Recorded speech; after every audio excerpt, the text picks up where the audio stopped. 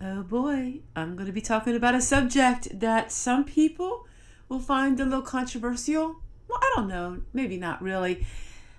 It talks about clutter and my thoughts on clutter, and it's going to be a very different perspective than what maybe you hear on YouTube.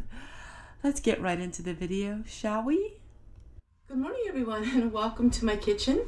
Today we're going to talk a little bit about clutter and how clutter isn't always a bad thing.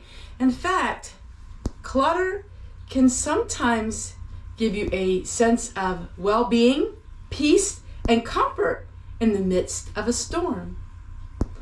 This is my kitchen, everyone. As you can see, there's a lot of things going on in my kitchen, and I'm going to share with you my love for old things, and it may look a little cluttered. But let me tell you what this clutter is. I'm working on some beans. I'm going to be soaking some beans for a canning project.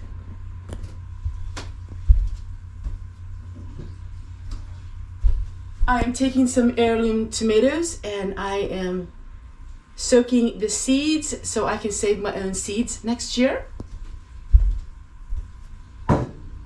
Lots of beautiful soaps, teas.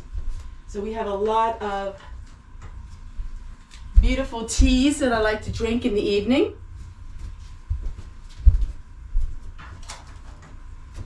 My herbs from my own garden all along here.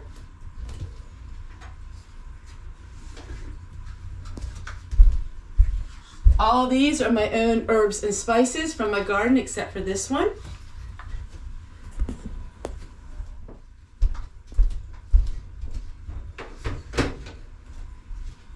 Everything in here has a purpose. It can affect our lives, so it depends on what your clutter is. Hoarding can very much affect your life, depending what it is. But I like the storybook clutter, and I'm going to talk to you a little more about that after I get some projects done. I have some parsley I need to put in the freezer today and need to cut that all up. What clutter do you have?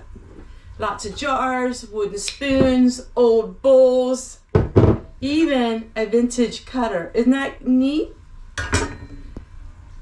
Clutter can be an amazing thing if it's filled with the things that you love. If your home is filled with old newspapers, old papers, old trash, that's one thing. But if your home is filled with things that you absolutely love, there's nothing wrong with clutter. In fact, I love everything I have. It doesn't take over my life. I'm not obsessed by it, but I love everything. I love the old bowls. I love the old cutter like this. I love the beeswax string. I love all these things. They fill my home with so much joy and warmth.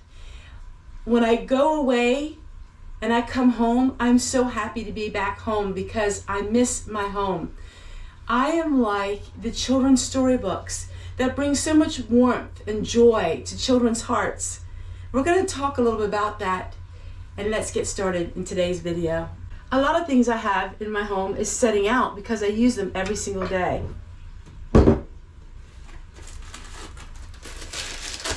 I'm going to try something different.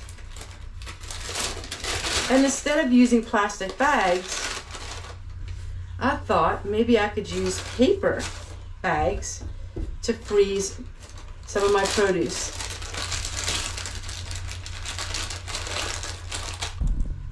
My herbs hanging on the rafters all came from my garden this year. So when I walk into my kitchen, I see all of these things that bring me so much happiness. We live in a society where we have these homes that all look the same. Everything is supposed to be the same.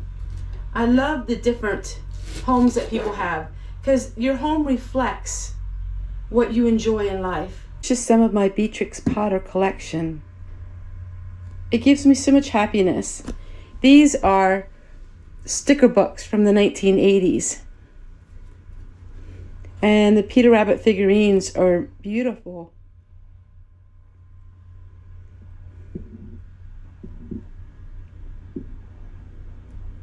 My dear friend Jerry from Hopalong Hollow gave me one of her books in 2022. She has beautiful illustrations. She's a beautiful writer. She also has a YouTube channel. Her books explain it perfectly. In her books, she talks about the Hopalong Hollow and the surrounding areas. But this is what I like to show you. Here is in the burrow of all of the rabbits and the mice, and this is their home. Now, some would say that is a very cluttered home, but it's a storybook home. All of the things in her kitchen is her little pantry. See her pantry? These are useful items. They're not cluttered with trash or things that are spoiled, but it's full of beautiful things. It's full of things like dried fruits and vegetables, quilts and covers. These are quaint, beautiful children's storybooks. And when you look at them, it gives you a sense of warmth. That's why I like the color brown so much, because it looks like the color browns and reds, and then you got the blue and the blueberries. But beautiful books.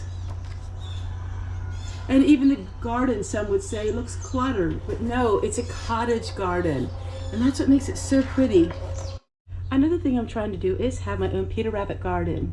And in the Peter Rabbit garden, Mr. McGregor, in the storybooks, there's always beautiful illustrations of flowers and herbs and all kinds of vegetables. And that is exactly how my garden looks. Now, it took me about 7 years to create that, but now since I have it, it's absolutely just perfect the way I want it. And there's not much more I could do to create more of a Peter Rabbit garden, and it is my favorite.